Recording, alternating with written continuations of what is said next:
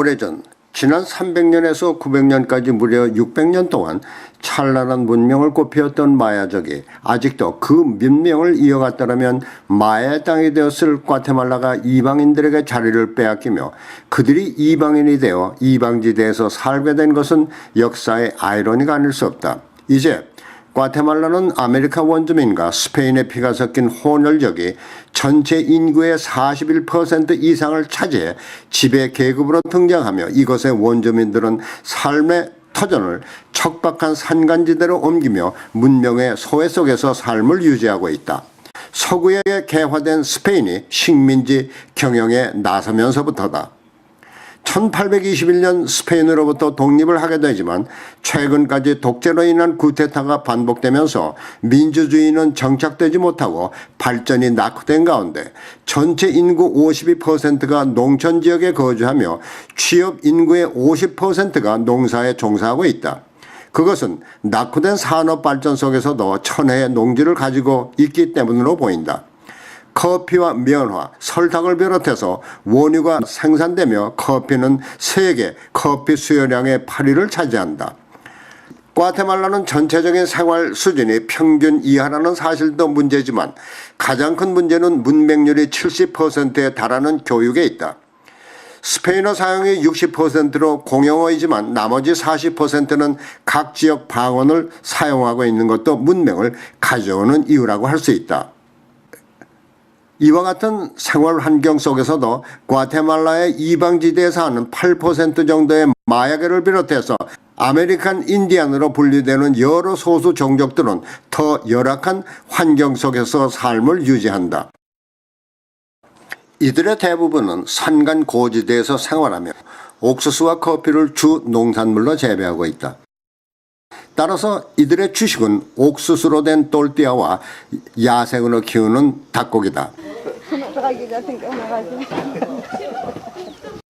그러나 물이 귀한 이곳에서 급수는 밤새 쏟아지는 빗물을 받아 식수와 함께 기타 용도로 사용하고 있다. 하지만은 가장 큰 문제는 빗물을 그대로 마실 수가 없어서 이 빗물을 끓여서 흔한 커피와 설탕을 섞어 음료수로 사용한다. 여기서 문제되는 것이 치아 건강이다. 이곳 주민들의 대부분이 이로 인해서 치아가 성치 않다는 점이다. 또 다른 문제는 감기 등 일상적인 건강관리다. 의료기관의 혜택을 받으려면 적어도 3-4시간 이상 소요되기 때문에 그냥 지나치는 경우가 많아서 기본적으로 영양실조 등에 시달린다는 점이다. 그러나 그들의 삶이 낙천적이라는 데서 열악한 환경을 이겨낼 수 있는 것 같다. 이런 가운데 오랫동안 스페인의 영향을 받아서인지 캐토릭을 종교로 삼고 있다. 그러나 캐토릭이 이들에게 오랫동안 생활과 연결되어 있어서 종교라는 인식보다는 생활의 한 방편으로 삼는 것 같다. 이런 척박한 곳에 미준에 각 교파에서 선교 활동을 펴고 있는 것은 고무적인 일이다. 윌셔 연합감리교회가 지원하고 있는 끼샬 교회를 찾았을 때 한인 선교사들이 교육한 현지 목회자 졸업식을 볼 수 있었다. 이 졸업식을 보면서 한인 선교사들의 복음화가 어느 정도 결실을 맺은 것으로 볼 수 있었다.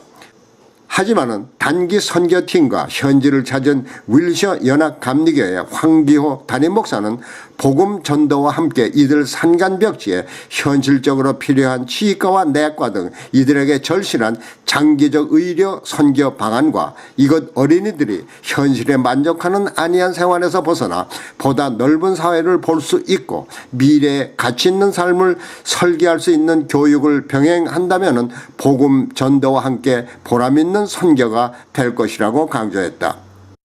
과테말라는 의무 교육제도를 마련하고 있어 산간벽지의 어린이들도 교육을 받을 수 있지만은 산간벽지의 어린이들은 등굣길이 멀고 교통비 등 재반 비용이 필요하기 때문에 교육을 기피하는 것으로 알려져 있다. 이런 어린이들에게 교육의 필요성을 인식시키고 미래의 꿈을 심어줄 수 있는 방법이 무엇일까? 복음 전파와 병행해서 생각해 볼 필요가 있을 것 같다.